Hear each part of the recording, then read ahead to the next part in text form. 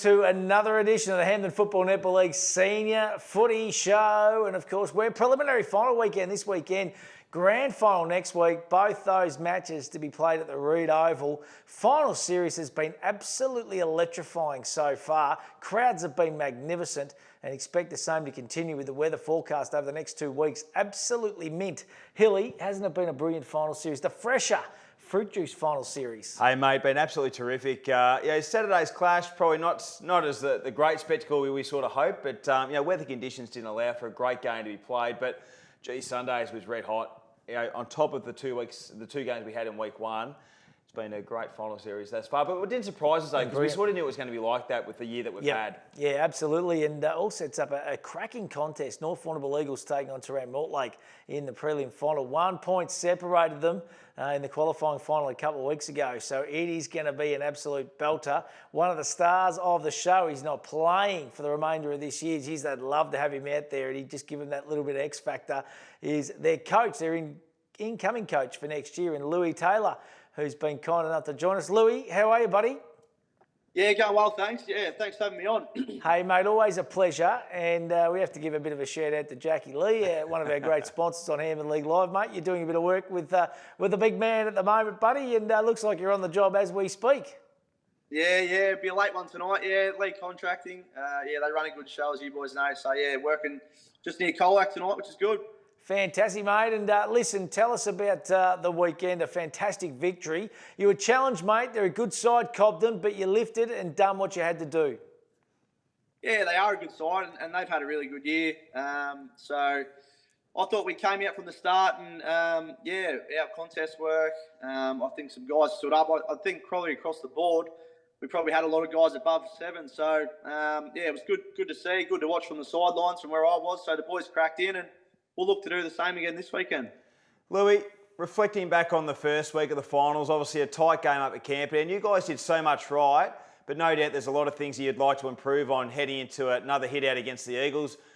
What's 1 or 2 areas that you think you need to brush up on a little bit better against the Eagles this time around? Yeah, I probably think going off that first game against North, I think probably our forward 50 entries probably hurt us a bit. We probably, if we had taken a few more chances, probably could have really put them to the sword a bit more, and I just feel like we probably left a few out there, and then probably just state of the game stuff. It was a hot sort of day, and the tempo was up, so just controlling the ball a bit more and things like that. We'll look to maybe change a few things up this weekend, but I'm expecting a good contest again. Hey, Louis, yourself, mate, injury with the groins. How tempting has it been to kind of possibly put your hand up and get out there over these last couple of weeks? Oh, look, I mean, yeah, you'd love to be playing finals, of course. That's why you play, I suppose. But, I've enjoyed coaching alongside Ben on the sidelines as well. So, I would enjoy it again Saturday and try and help out as much as I can. But, yeah, obviously would love to be out there. But, I've got another couple of years ahead of me for that. So, yeah, look forward to this weekend watching the boys. Hey Louis, irrespective of the result this week, I think it's been a great year by Terang Mortlake. Obviously coming from where you did from the end of last year, coming into the club and speaking to Beagle and Crawley and all these sort of guys leading the charge. Did you feel like this is the position you guys could potentially get yourselves into with the list that you had? Oh, definitely. I think we've been pretty young, I suppose, the last sort of 4 or 5 years, but we've also had that experience coming through, like with Joe, Gus, Dylan Jones, obviously Alex Maloney. I think we've got a pretty good mix. I think the back half of last year, some younger guys maybe started to get a bit of confidence. And sometimes that's all it takes, once you believe you belong at the level, which I think a lot of our younger guys do now. I think that's important. So it's holding us in good stead. Yeah, you got some great young kids, mate. Porter, Kanar, Vickers. Buck, Vickers. You got some absolute rippers that I love watching, especially when they take the game on. And that's what you're going to have to do because, Vardy comes back into that team you played a couple of weeks ago. Reece Scoble comes back in. There's some good players that have come in for the Eagles. They're going to be a different little outfit. And Vardy's going to provide a few headaches too. He's going to have had that last week under his belt, mate. Yeah, that's exactly right. I mean, you think back to 2 weeks ago, you sort of got to bury that pretty quick. You take your learnings out of it. We expect them to improve on a few things from that game as well. So you sort of got to go in even kill again, and then just go from that first bounce and just start with that first contest. Hey, Louis, we love the Kane train. He's one of our favourites on Hampton League Live. Do you sort of scratch your head and think, geez, how do you do that sometimes? Like there was a goal, I think, in the third term where he's... Brilliant. Like he was out of the not out of the contest, but he was off balance in the contest, falls to ground and gets a quick little snap and kicks a dribbler through the big sticks. Like he's an unbelievable big forward because his ground ball stuff's equally as good. Yeah, well, that's right. I mean, I've had a pretty good chance to have a good look at him this year from the sidelines, and yeah, you're right. Some of the stuff he's been doing has been pretty extraordinary, really, at times. So, hopefully he can have a big impact like he did on Sunday this weekend against North, which I'm sure he will. So, yeah, you look back at some of those efforts that he can do, it's pretty amazing, to be honest. How have you enjoyed coming back to country footy, mate? You know, you've been in the system, the AFL system, for a long time. How's the transition been for you, mate? And what's your thoughts on the standard and the level of footy? Yeah, look, I think coming back around people that I've sort of grown up with at the club obviously holds a good spot in my heart coming back. So, yeah, the standard of footy's definitely improved. And, yeah, I'm just probably more so looking forward to getting out there next year myself. But, the standards I always thought has been at a high level. So, I'm looking forward to getting out there again, that's for sure. You're in an interesting predicament, mate, because obviously you're very keen on what's happening currently for the Bloods, but no doubt you've got a pretty strong eye on what you want the Bloods to look like in 2024. So have you done a bit of homework in regards to what next year could look like as well? Oh, look, I haven't gotten too far ahead of myself in that regard. There's still a season to be played out now. So, whenever that ends, which is hopefully winning a grand final, I'll look to move on that sort of stuff then. But I don't want to get too far ahead of myself. I want to more so focus on the group now and stuff like that. Beautifully said, mate. Hey, listen, looking forward to the weekend's contest. We love watching the Bloods play when they get up and going, like they did on Sunday. It's really, really exciting football to watch, mate, and we look forward to it again this weekend. Weather conditions look sensational too, mate. Ground will be rock hard.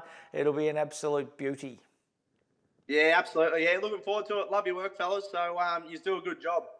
Good on you, Louis. Beautifully done, mate. Right. And Lee Contracting, a great sponsor Yes. of Hampton League Live, that is for sure. He's a good man, Jackie Lee. Absolutely, and he's looked after a couple of our awards this year. So obviously our young gun, which we love giving out, and the Bloods have had some great young guns running through, like as you said, Vickers, Bach, Porter, these types, and obviously our time clock too on Hampton League Live. So brilliant. Jackie Lee, Superman. And my eighth. Let's have a look, Hilly, at the highlights, of course, from last weekend and the second semi-final, the Roosters and the Eagles.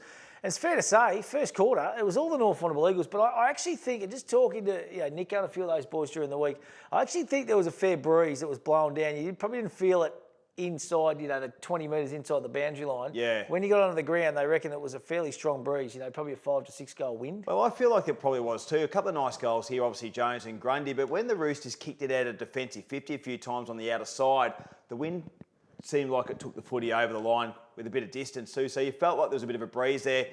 To be honest, the Eagles played well. This fella, I think I counted he had 12 touches in the first quarter, Birmingham. Beautiful spearing pass there for Batten to take a nice mark. And they shell-shocked the Roosters a little bit. They made the Roosters sort of turn over the footy in crucial parts of the ground. And I thought, gee whiz, South's going to have to really lift here. And they switched the magnets in that second term, and by jolly, we saw a good-looking South Warrnambool. And I reckon it was all about intensity. Yep. I just don't think they brought the intensity of the Roosters in that first quarter, and they lifted it up in the second term.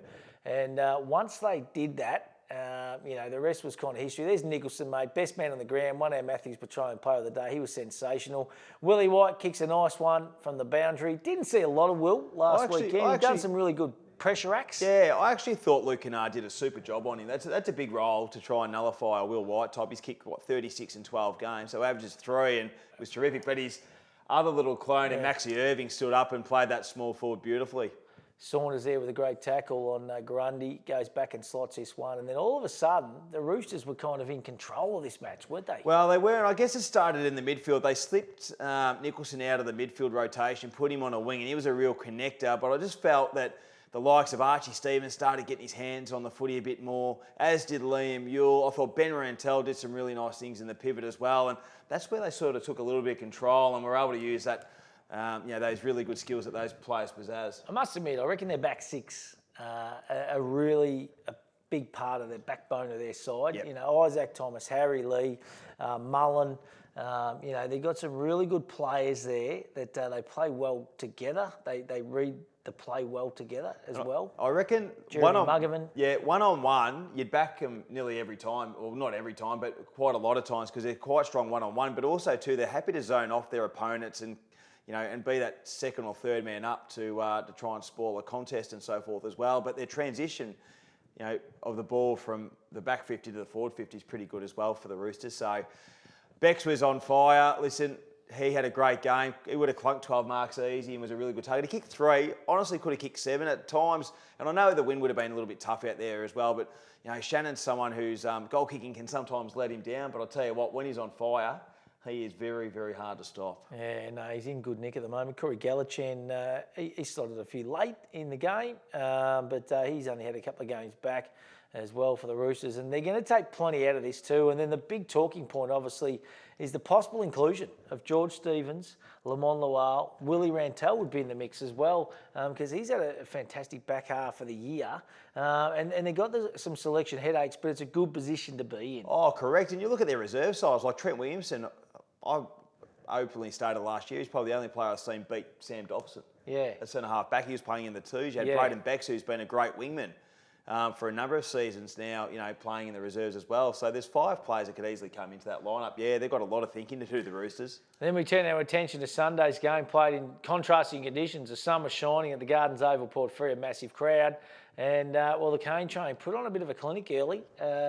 He starts off contest well, goes back, had plenty of the football, and certainly started this game well. And the Bloods were up and about, weren't they? But to Cobden's credit, they really fought their way back into the contest. Yeah, it was a tale of 2 halves. Obviously, the Bloods controlled the first quarter and sort of got some really good scoreboard pressure. I think the Bombers might have kicked 2 goals, whereas the Terang Mortlake boys kicked 5. Cane was a big reason for that, but I thought Carlin's work in the midfield. They started Riley Hutchins in the pivot as well, and I just reckon that gave him a little bit of extra grunt as well. A nice finish there by Scotty Carlin. But their wingers worked hard as well. Vickers, Porter, these sort of guys got into the game. And I thought how young Darcy Hobbs contested well in the midfield too, just give them first use. Yeah, it all bodes well for a really cracking contest. As I said before, when we had Louis on, you know, 1-point victory to the Eagles over the Bloods. The Bloods controlled that game. They were in front for the majority of it until the last quarter. So Reece Buck, he's an exciting young kid, isn't he? Oh, great kid, and I just love that he's taken the next step in his footy to play Hampton League. Obviously, stepping up from the WDFNL, came from Allansford, and he set the footy world alight with some of his work. But as you said, Johnston was good too for the Bloods. I thought he was a really good connector for him as well. Good long kick. And McConnell was the other one we haven't mentioned. He was really, really impressive on the weekend. And I love the fact that they pushed McConnell a little bit deeper to be a bit more of a dangerous small forward. He kicked through and he's able to open up space pretty well. This fella here, Joey Arundel, even though he got tackled here and holding the ball, and Henry Robertson coincidentally went back and kicked the goal. Joey Arundel off half back, him and Burke. Yeah. It's one thing saying we're going to do something to stop him, but it's actually doing it to stop him, and that carry that they bring. Yeah, great player, and he was our best on ground by a mile. It's going to be interesting because I reckon it'll be the tale of the 2 half back lines on the weekend, to be honest. And I speak of Chopper Lewis and Jenkinson. Brayley Jenkinson for the North Warrnambool Eagles, the 2 half-back flankers. Then you got Gus Burke, Joey Arundel on the flip side. So and they both provide so much run and drive for their teams. I think the biggest thing coming into this weekend is how well and what adjustments Terang Mortlake can do, because they know that North are going to play that defensive brand. They opened them up early in the first quarter where they were able to use the corridor. Then the Bloods got pushed out wide. They got a little bit stuck on those wings trying to bring the ball back into the forward 50, so it's going to be an interesting bit of work that what Beagle and Louis does to try and make sure that doesn't happen again. I reckon they're going to have to find another avenue. You know, someone else is going to have to step up and kick 3 to 4 goals or something. They can't just rely on Will Kane because, you know, Liggsy Dowie's such a good coach. They're going to play for that a lot of the ball obviously gets directed into the Cane Train. So that is going to be a big part. You know, who's going to be that player for Terang Mortlake to step up and kick, you know, 3 goals on the weekend? Yeah. Well, Wareham was the one they played at centre-half forward, and I thought he contested really well, Lockie Wareham. Obviously, he came back after a pretty nasty shoulder injury from earlier in the year. He kicked 2 goals in the second half and looked pretty dangerous. Maybe he might be the man. I still liked what they did in the first game with Alex Maloney. I know we had a bit of a sore foot in that first game as well. Pretty severe blister, I'm led to believe. Yeah. So, his movement was a little bit limited compared to what his output would be. But I just like his work. But again, obviously with Vardy coming into that lineup and so forth, they're going to have a few that they're going to have to man up on too. That was our Lucas Brothers snag of the day. Will Kane at a crucial time in the contest too. Absolutely lit the Bloods up.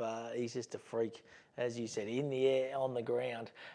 Who is going to go for the Bloods on the other side of the ground, or the other end of the ground, mate? Who's going to go to Vardy up forward? Because, Alex Maloney's probably the ideal candidate. Does Lockie Wareham go and play back? Because he's such a big man. He probably could have clunked 10 or 12 last weekend. His timing was a little bit off, the big man. Maybe Dylan Jones could be one too. Pretty versatile. So I'd say either Maloney or Jones would be the one that goes to Vards. Vards is very hard aerial, but also too, he's strong. So Maloney's got that muscle. But I think Dylan Jones is someone that could certainly go with him as well. But then, who mans up on Parrish? He kicked 5 goals last time around. That's going to be the interesting one as well. Where do they get that matchup right? And Tommy Batten's the other one too, who kicked a couple of goals. So they've got a bit of tall timber down there, the North Warrnambool Eagles. And that's going to go a long way to deciding the contest, isn't it? Those matchups. And look, it's going to be a really nice day weather-wise. The forecast looks sensational, a little bit of breeze around, but other than that, it is going to be a fast, hard deck. And it'll be an open, free-flowing game, I would imagine. Absolutely. Just so I know we're near the end of the highlights here. What a great year by the Cobden Bombers. Fantastic. Case and Brodie Marnie have done a super job, and it's a shame to see Case lead the coaching caper. I know we would have loved to go on for another year, and we've certainly loved him in the Hampton League, both at Camp and down in Cobden, but now Brodie's got the reins. But a win for them. Obviously didn't have Jesse Williamson playing on the weekend. Yeah. Could have made a bit of a difference too Absolutely. up forward. But I think if they can keep that list and add another couple, they're going to be a dangerous side again next year. Yeah, couldn't agree more, mate. Fantastic season by the Cobden Bombers. They should be very, very proud of what they dished out, that is for sure. Listen, it is going to be a sensational preliminary final this weekend. Don't forget the $5,000 kickoff, thanks to Warrnambool Toyota. Into the back of the Unbreakable Hilux, it is on again. Go to the 3YBFM and the Coast FM Facebook pages to enter. 10 lucky contestants will be drawn out to kick on Grand Final Day for your chance to win $5,000. It's pretty simple. Oh, it's a great part of Grand Final Day and the excitement of the crowd. And if we get a good day, the hype and the vibe around the Reed Oval is really good. Now on Sunday, we've got the Mascot Medal too, big fella. Huge day, obviously. It's going to be the same format as last year. Telecasted into the clubs and on the Hampton League Facebook page. Can't wait. Yeah, no, it is going to be a brilliant day, and it was a real success last year. So right here from these studios from midday. So make sure you jump on board, jump online, have a look, watch it. It is going to be a really, really cracking can. I reckon it's going to be... Who's your tip? I reckon it's going to be really close. Honestly, I'm probably leaning towards Joey Arundel. I reckon he's had a magnificent season. Yep. Riley Hutchins will poll well there. Matty Sully, Kane Merkovich, Liam Hoy. Yep. There's plenty of players that I think have had Saunders. Yeah. Nicholson. Yep. It's just going to be a really intriguing count, isn't it? Yeah. I think you're going to see some votes go hard in the first half of the year, and then some players really bounce hard in the second half. So, I honestly believe Kane Merkovich is the one that's going to win it. I think he's been sound. I think he's been in the best 14 out of 18 games for the Seagulls. Had a great year. And I actually think Jared Lewis is going to poll really well. I'm a big fan. I think he's back end of the year could see 4 or 5 best on grounds. That's how good of a back end of the year he's had. So I think he'll go pretty close to Jared Lewis. Love it. Absolutely love it.